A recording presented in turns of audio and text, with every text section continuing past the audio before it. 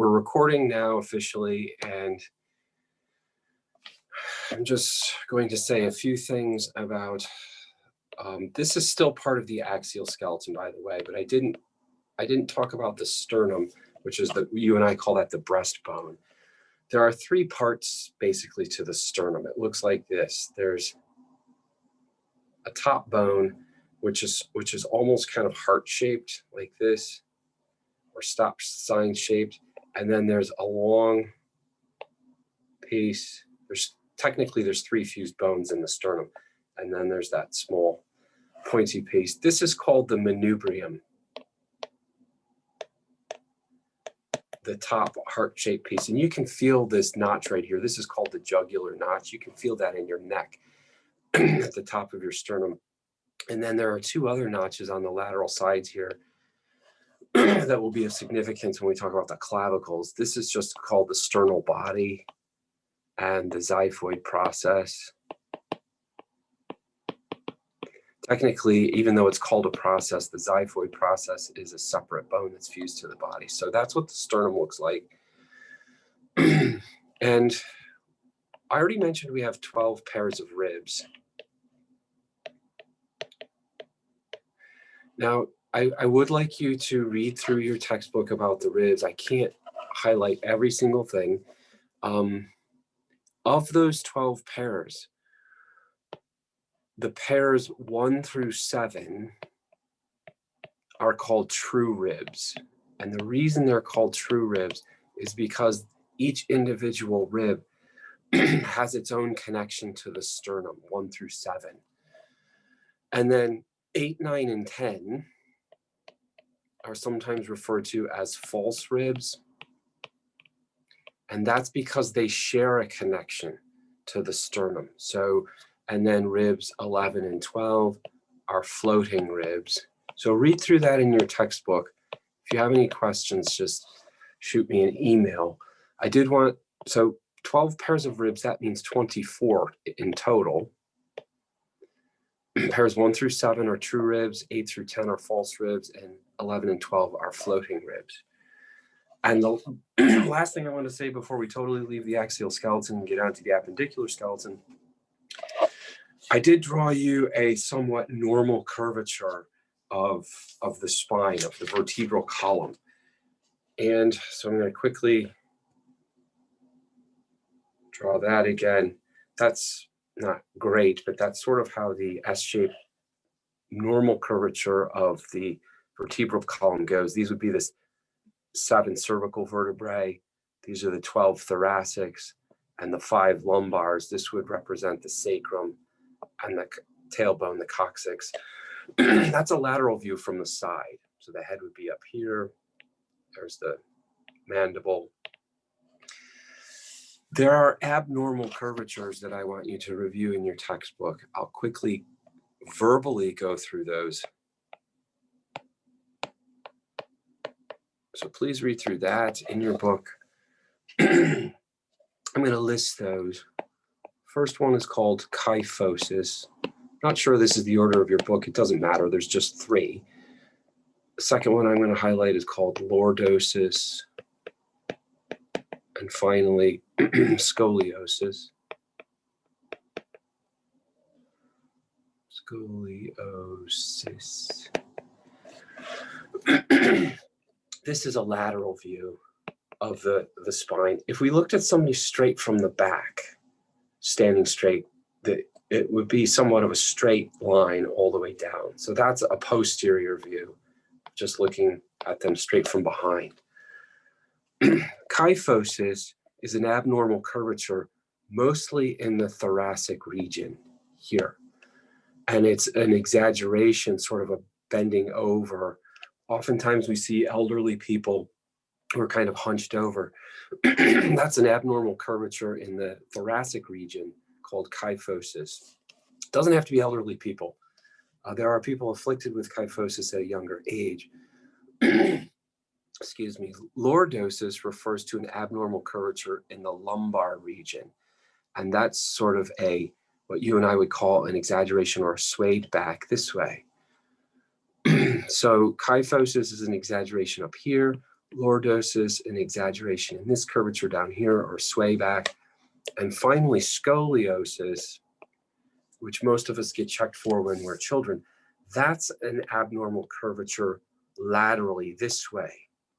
So physicians, they usually look at a young person from behind, an adolescent, ask them to bend over and touch their knees. And what they're looking for is an abnormal curvature sort of side to side in a lateral direction. So it's a lateral abnormal curvature. This means lateral view.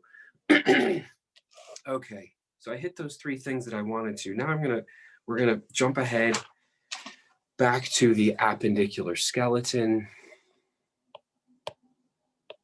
This is sort of the second half of chapter 7 in your textbook. It gets its name from the word appendages. So think arms and legs mostly, but this appendicular skeleton division includes everything that's not included in the axial skeleton. So remember, axial is skull, vertebral column all the way down through the coccyx and the thoracic cavity, the sternum and the ribs, the rib cage. So the appendicular skeleton is everything else. All the arms out to the fingers, both legs all the way out to the toes, and what you and I call the shoulders and the hips. Scientifically, we call them the pectoral girdle and the pelvic girdle, all right? So that's where I'm gonna start. I'm gonna start at the pectoral girdle, which you and I call the shoulder. Technically, this, this joint, this girdle, is made up of technically two bones. The clavicle bone, which is the collarbone, and the scapula or shoulder blade. Now, the head of the humerus does articulate, particularly with the scapula, but technically the humerus, the upper arm bone, is not considered part of the pectoral girdle. So we also refer to this as the acromioclavicular joint.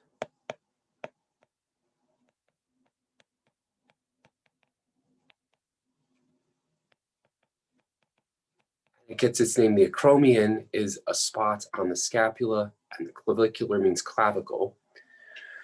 Sometimes it's referred to as the glenohumeral joint, although not as often, because that includes then the humerus, the head of the humerus.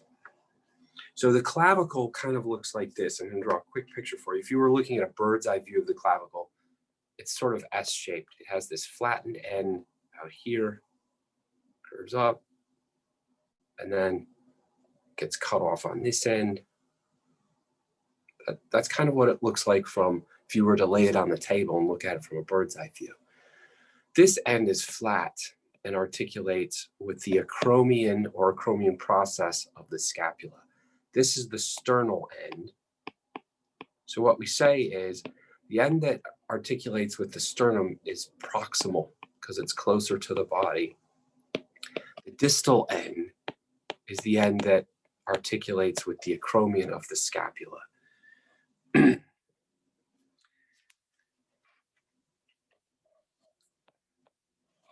The conoid, some people say conoid, some people say conoid. The conoid or conoid tubercle is just the name of a type of process or bone marking. This is on the clavicle. It's at the lateral end, and it's for the conoid ligament that attaches the clavicle to the scapula. So the conoid is on the distal end.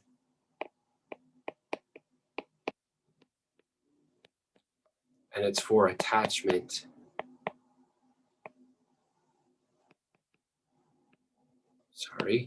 to scapula. This end here, the proximal end, has something called the costoclavicular ligament. That's what I've drawn in those black squiggles.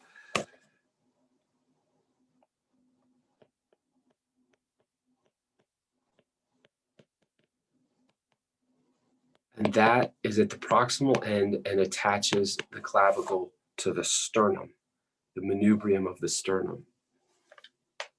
Now I'm going to draw a quick picture of the scapula, the shoulder blade, sort of identify important markings on that, help you decide which is right and which is left. So I'm going to call up a new white board. And what I'm drawing now is, if you were to look at somebody's backside, their upper back, their right from behind, their right scapula would look something like this.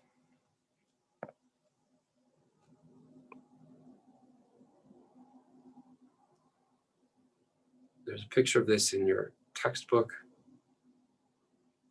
I'm just recreating it. That really shouldn't be so pointy down here. So this is a convex surface and points medially, which tells us that this is an actual right scapula. There is a margin that sticks out posteriorly called the scapular spine. So this is a posterior view of a right scapula, just like in your book. This big, huge thing that sticks out that you and I can feel, if you feel the very top of your shoulder, that sort of bony bump, that's the acromion. Used to be called the acromion process. I don't know why they don't use the word process anymore. This one's called the coracoid process.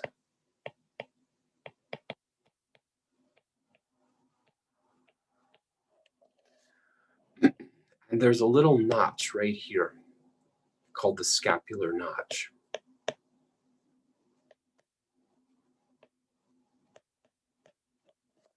Okay, this scapula spine, acromion, we can't see this surface very well underneath the acromion. That's where the glenoid cavity is. You can see it better from a lateral view. That's where the head of the humerus actually articulates, at the glenoid cavity. This scapular notch, or sometimes it's called the suprascapular notch. Supra just means toward the top of. So this notch that's toward the top of the scapula is for a nerve to pass. So I'm just going to write nerve. The coronoid process up here, this goofy thing that sticks off, actually going in an anterior formation, is for muscle, tendons, ligaments, and attachments there. So that's sort of a generalized view of the scapula. Now I'm going to go to upper limbs. And just so you know, I'm going to go back to my clavicle here on the front page. Sorry, second page. This bone, the clavicle, you wouldn't see very well from the back side. You would see it better from the front side. So I'm going to draw a quick. This represents the sternal end, the proximal end, and I'm giving you sort of a lateral view of this bone. And it's got a flattened surface here. There's the clavicle from an anterior view, not a bird's eye view. I just wanted to show you that this distal end of the clavicle is what articulates with that acromion of the scapula. It sticks up. We can feel that bump on the top of our shoulder. And there's actually an articulation point. Let me draw a better acromion here. It would actually be out here, sort of sticks up like this. That's what attaches, that this conoid tubercle is what articulates here, and this costoclavicular ligament then would attach to the manubrium of the sternum. Now I'm going to talk about this joint out here, this pectoral girdle, a little bit more.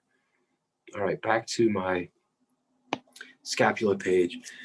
I'm going to start just by writing upper limbs.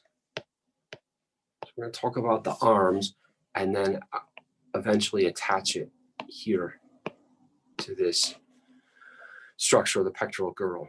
So in our upper limbs, in our arms, there are 30 bones on each side.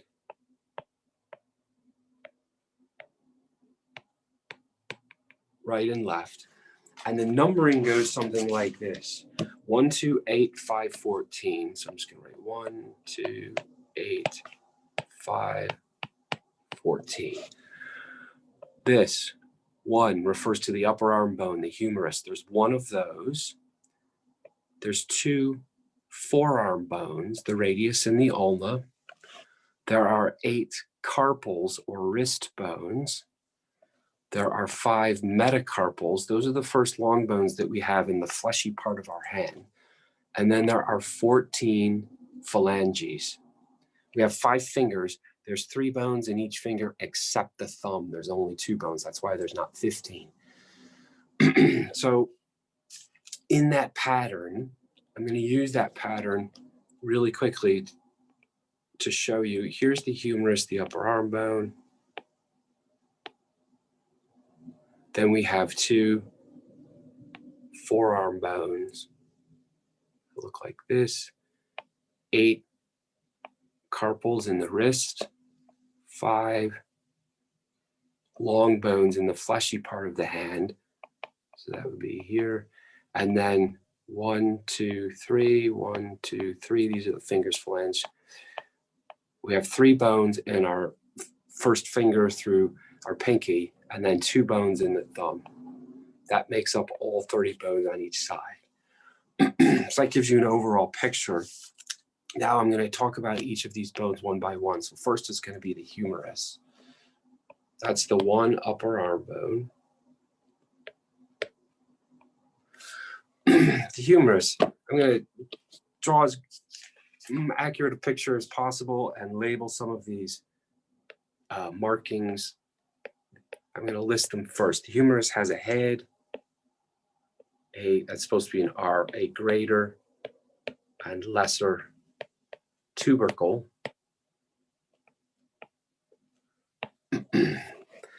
a surgical neck. There's an anatomical neck and a surgical neck. The surgical neck is the more obvious one, so we'll do that one. In the diaphysis, that just, you know what that word means now. The diaphysis means the shaft of that long bone. There's a deltoid tuberosity.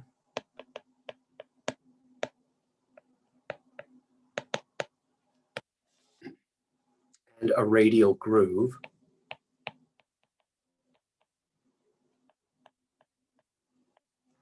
That radial groove is for a radial nerve to pass down along that humerus. These are all at, except for the diaphysis, all of this stuff, the head, greater and lesser tubercle, and the neck, these are all at the proximal end, the shoulder end. This means on the shaft. And then at the distal end, down at the elbow, there are some more markings. They have funky names, but I'll try to clear them up for you. Capitulum. I have a short list here. The radial fossa.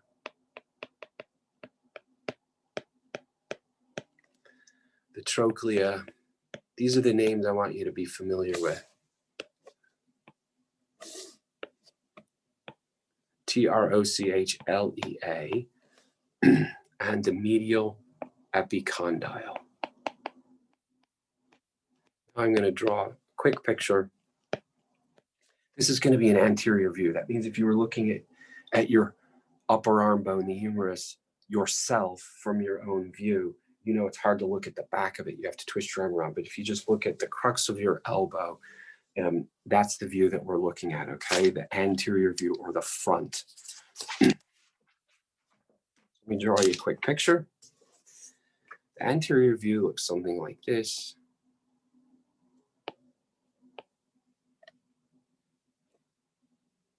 I'm going to shorten the humerus because I'm going to run out of space if I don't.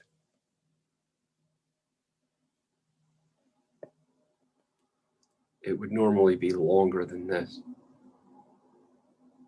And I'm going to exaggerate some of these markings.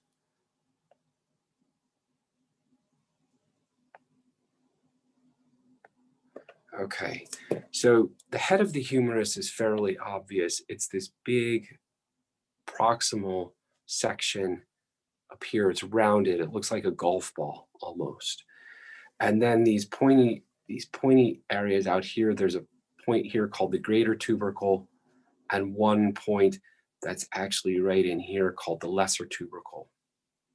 Greater is just higher. So the head, greater and lesser tubercles, and the neck, which is the surgical neck is this constricted portion, are all on the proximal end. The head of the humerus is what articulates with the glenoid cavity. So I'm just going to put 2 glenoid cavity of the scapula. So it's really the head of the humerus that articulates with the shoulder blade, the scapula. And then the clavicle, the collarbone, articulates also with the scapula in a slightly different point. Our shoulder, our pectoral girdle up here, is extremely mobile. It's the most movable joint pretty much in the human body, but that comes at a great cost. It's also very unstable. So we can rotate our shoulders. You know the rotation, almost 360 degrees, making a full circle with our arm. So it's extremely mobile or movable, but the cost is it's also very unstable. That head of the humerus right here, there's a very small surface on the scapula that it articulates with. The very small surface area. Some orthopedic surgeons call that a golf ball on a tee because that's what it resembles, but it's also, so it provides for that great mobility, but it also makes it very unstable. What you and I refer to as the rotator cuff, you've heard that before. The rotator cuff technically is a group of muscles, 5 to 7 muscles, that holds this all in place. All right, let's keep moving on.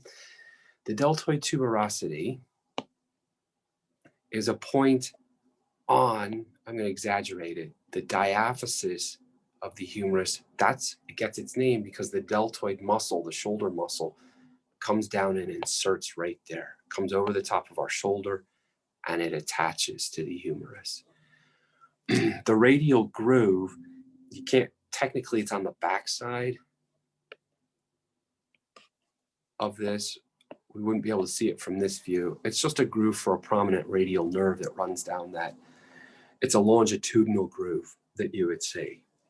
Now, all these funky names, capitulum, radial fossa, trochlea, medial epicondyle, and I even left a couple off there. I'm going to put coronoid fossa, just so I don't forget to show you what it means. Coronoid fossa is actually this depression that we can see on the anterior side. The capitulum is this rounded marble structure. I'm going to identify them and say a few things about them. The trochlea is this groove. I'm going to color it in red. It's this groove right here that articulates with the ulna of the forearm. Let me label that.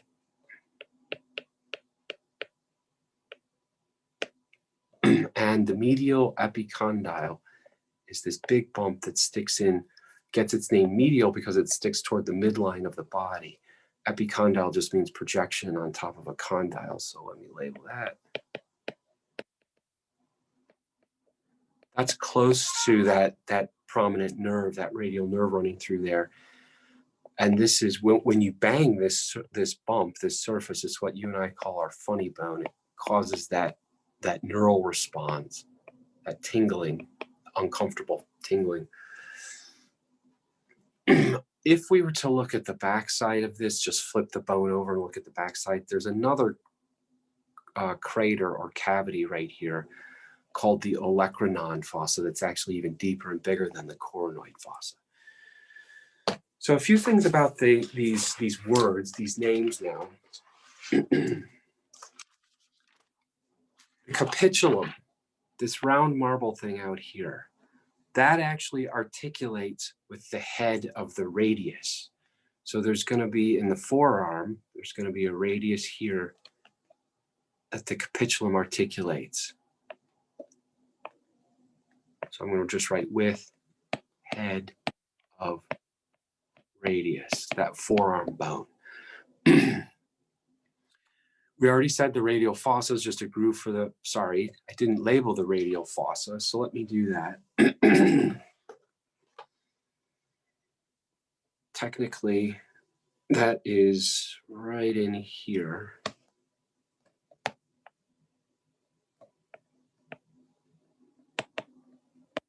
Fossa just means a depression or cavity. It's not actually a hole. That's a groove for the radius head when the forearm gets flexed. So there's a groove right here, I'll color it in, that when we flex our forearm and the elbow bends, the head of the radius right here rolls up over the capitulum, and there's a cavity right here to sort of fit the insertion of the head of the radius. It accommodates the space. The trochlea, this groove down here, is a specific articulation with the trochlear notch of the ulna. So I'm just going to write articulates with the ulna. That's another forearm bone that we haven't gotten to yet. And this medial epicondyle, other than being that sensitive nerve funny bone, the ulnar nerve is close to it. So I'm going to write the ulnar nerve runs down through there, and that's the sensation when it gets struck. All right. Now that I've made a mess of the humerus, let's go on to the forearm, the two bones in the forearm. The forearm bones are the radius and ulna. So I'm just going to do the ulna first. In your book, they picture both of these bones disarticulated from the humerus, but articulated together with each other. The ulna kind of looks like this, just so you know. It has this from the side. It has this C-shaped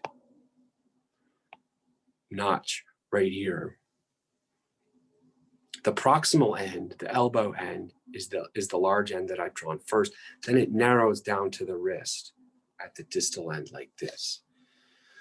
So that's a fairly accurate portion. The backside of what you and I just call the bump of our elbow is this on the ulna itself. It's called the olecranon. So in the ulna, I'm going to write olecranon.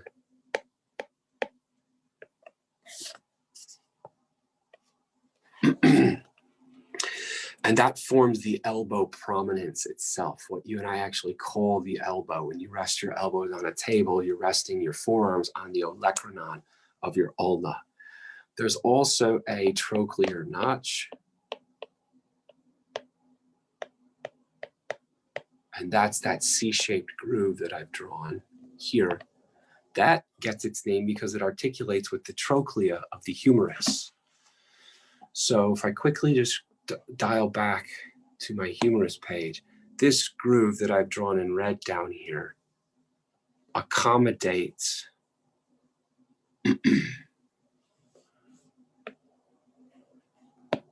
this C-shaped groove of the ulna called the trochlear notch. There's also a radial notch, which isn't going to be that significant on my picture, that articulates, so I'm just going to write articulates with the radius.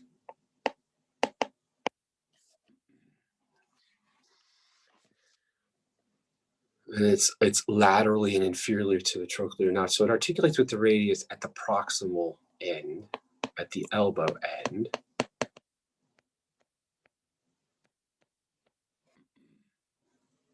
And the ulnar tuberosity is just where the biceps brachii, one point where the biceps brachii muscle inserts.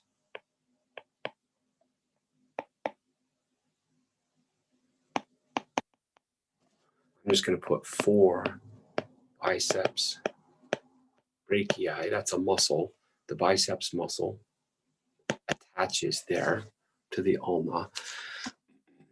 And finally, the styloid process.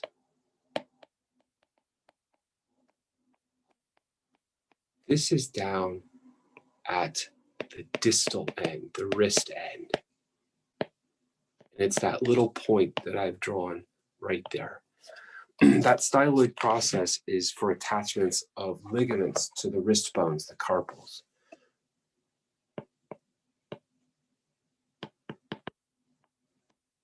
I'm just writing for ligament attachment to carpals. Those are the wrist bones. Now the radius is the other forearm bone, and it sort of has a distinct shape itself. There's a head up here. This is the smaller of the two ends. There's a bump, and then it actually gets wider down at the wrist end like this.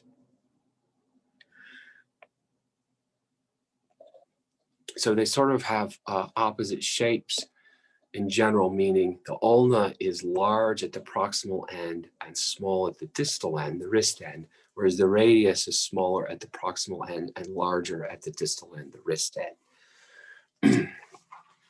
Also, when you look at your forearm, just hold your arm out and look at it. The radius runs down the thumb side of your forearm. So if you draw a line up from your thumb to your elbow, that you're tracing your radius. The ulna is on the pinky side, the back side of your forearm. So if you were to draw a line up from your pinky all the way up to your elbow, the prominence of your elbow, you're tracing the ulna.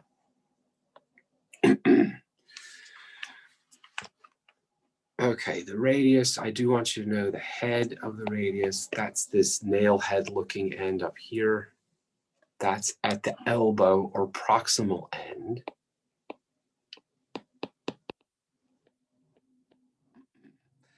And that head actually articulates with the capitulum of the humerus.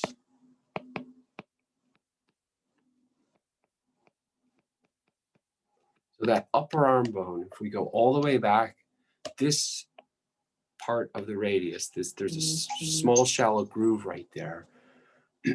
That articulates, I'm going to go back to my humerus, with this thing, this round marble structure right here. So I've just drawn the top of that radius at the very bottom of my page before I ran out of whiteboard. The radial tuberosity is a bump at the proximal end of the raise. That means the elbow end. And that's also for biceps brachii attachment.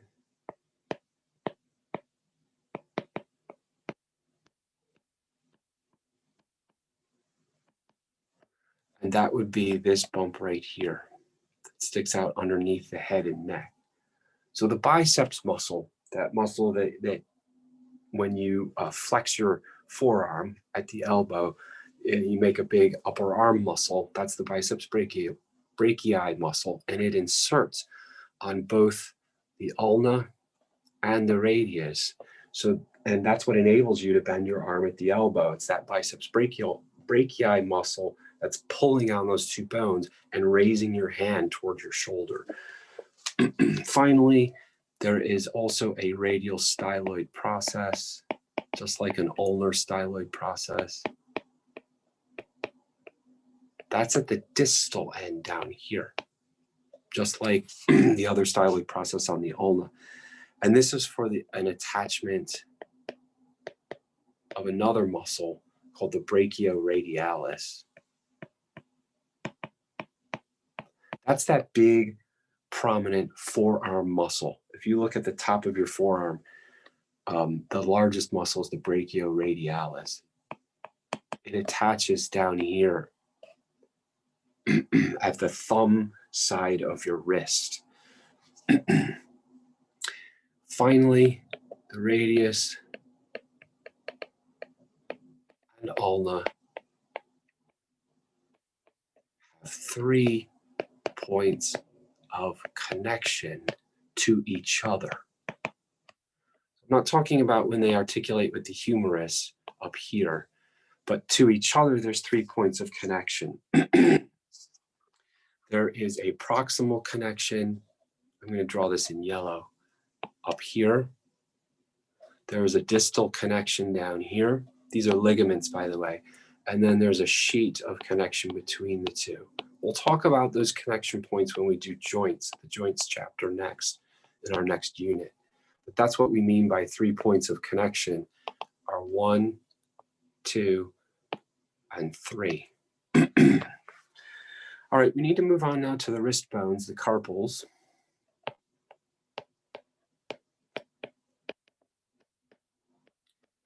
Each wrist has 8 carpal bones. I'm going to list the names of them and just write which is proximal and distal so that you're aware which ones are closer to the forearm bones here and which ones are closer to the metacarpals or the hand. So that's what I'm going to do next. So I'm just going to list them really quickly. They're called the scaphoid, lunate. We're just going to do 4 and 4. Pisiform or pisiform, depending on how you want to pronounce it, and the triquetrum.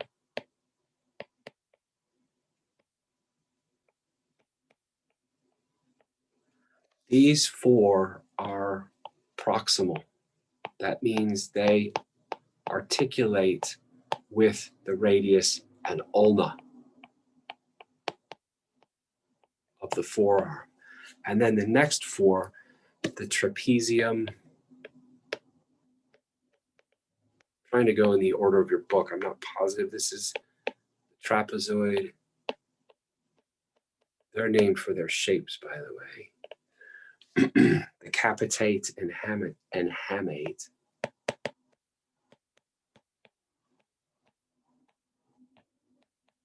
These 4 are distal, meaning that they are closer to the fingers or I'm just going to write hand. Now, I don't have time to go through each, and I don't expect you to memorize the shape of each bone. I do want you to recognize the names and know which 4 are proximal, which 4 are distal. And I'm just going to write carpal tunnel syndrome because everybody talks about that with all of us using computers. What this really is, carpal tunnel syndrome. The carpal tunnel is actually just like it says, it's a tunnel. It's a band of tissue that passes through bone at a certain place in your wrist. That band of tissue is actually called the flexor retinaculum. That's it. It's hard to say. I'll write it out for you. Retinaculum. That's the actual band of tissue that runs through the carpal tunnel itself. And carpal tunnel syndrome refers to the narrowing of that channel, that tunnel, so that it puts a lot of stress on this tissue, the flexor retinaculum. It's hard for me to say. All right, the metacarpals. So those are the wrist bones, the carpals. There's 5 of these in each hand. And they are the first set of long bones. You don't have to memorize all the 5 metacarpals. I'm just drawing them to remind you that they're the first set of long bones in the fleshy part of the hand. And finally, phalanges. There are 14 in each hand. Now, our finger bones, all 4 of our fingers have 3 bones each, so that makes 12, and we call those proximal, middle, and distal phalange. And that's 1, 2, 3, 4. And then the thumb only has 2 bones, proximal and distal. That's why there's 14 in each hand. Okay, let's get into talking a little bit about the pelvis. I'm going to get through some of that, and that's my stopping point for today.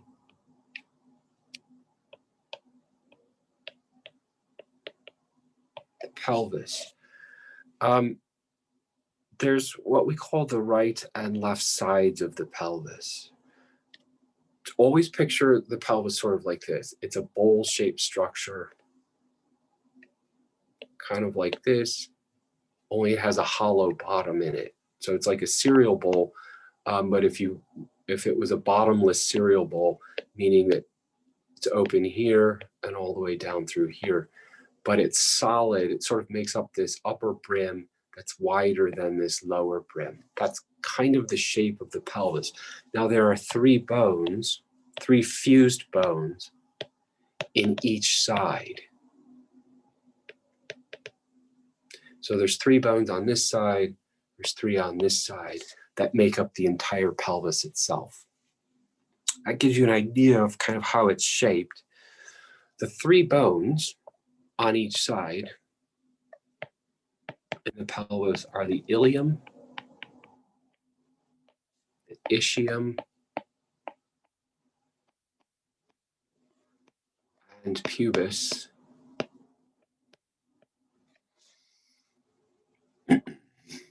Remember, that's on each side, so I'm just going to put ×2, left and right. These 3 bones join anteriorly or at the front via the pubic symphysis. So let me draw now a quick, more scientific picture to help you with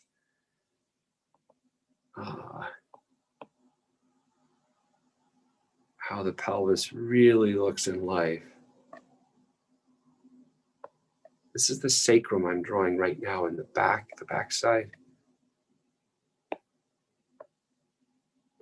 So we're looking at the back inside of the bowl right here for the sacrum.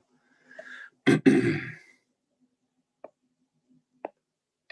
then these big flares, what you and I call our hip bones, I'm coming around this way on the top of this bowl. And then the front lip of the bowl is down here. So this makes up the outer upper ring edge of the bowl. And the hollow bottom, or the bottomless cereal bowl, I'm going to draw that hole, if I can, right here. So it's a bowl that's been tipped forward. So this bowl has been tipped even more forward like this. And we would see a little bit less. And there's the hollow bottom. And then there's these 2 sort of ring-like structures down here.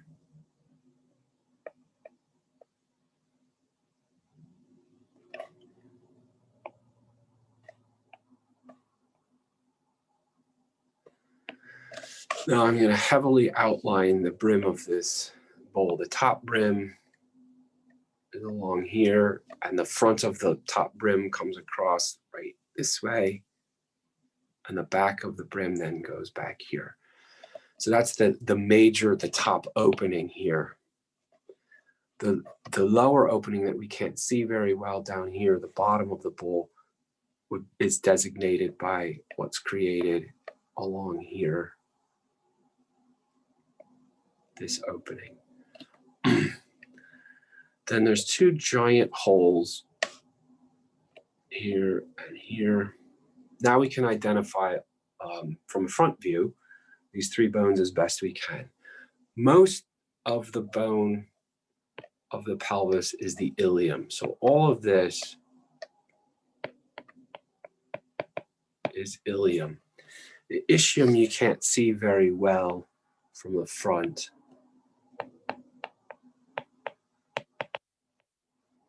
And the pubis you can see, I'm going to color it in a different color just so you can sort of, the pubis is what comes forward from here to here. And when the pubis articulates right and left in the front of the pelvis, the right pubis and left pubis, that creates this front, just the front boundary of this bowl right here. So the vast majority of, let me highlight that for you.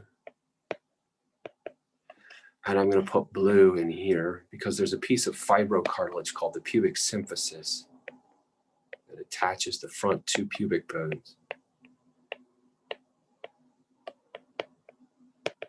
That's fibrocartilage. And by the way,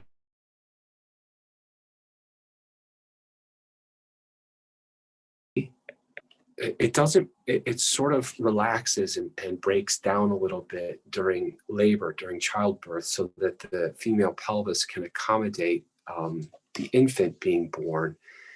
And that's hormones, specifically a hormone called relaxin,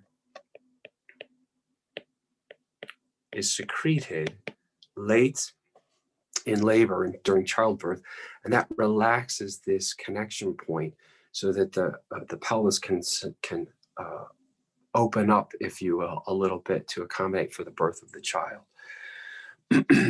Now, I'm going to go through separate structures. That's the whole.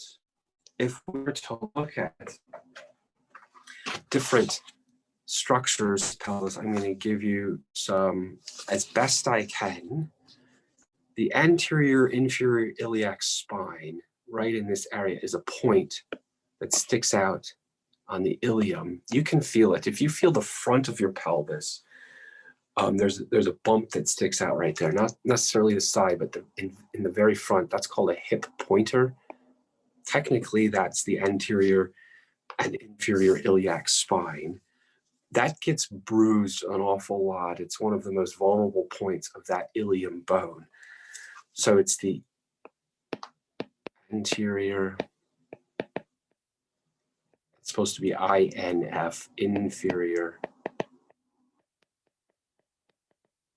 iliac spine, also known as a hip pointer. This would be called the iliac crest.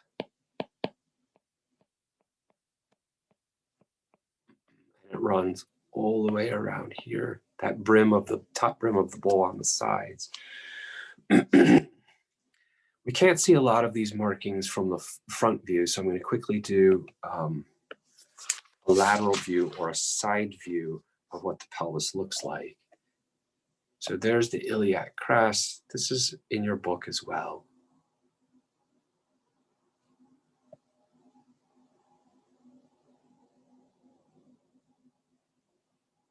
This looks funky, and it is. They're kind of funky looking bones. This is all three bones, by the way. There's that large hole called the obturator or obturator foramen. Then there's this cavity. It's not a hole. I'll color this in so it looks like a hole. It's just a depression or a crater in the side of the pelvis. That's for the head of the femur, the upper leg bone, to articulate. So ilium is basically everything from my black line up top. So all of this is ilium. Ischium is, I'll draw that in blue, is here.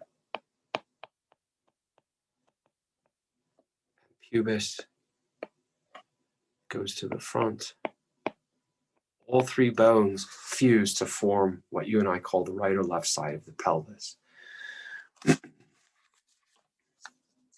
Now this little point, let me use blue because it's part of the ischium. That little point right there is called the ischial spine. That little tiny point, it serves as muscle attachments for our abdominal muscles, the trunk, hips, and thighs. This groove is called the greater sciatic notch. Probably heard of the sciatic nerve. The sciatic nerve runs right down through this notch, down right and left legs. That sciatic nerve is the longest nerve in the human body, and it runs right through that groove in our hips. The ischial tuberosity, it refers to this surface of the ischium. That's what you and I are sitting on right now. They're called the sit bones. Actually, it's the sit surface of the ischium.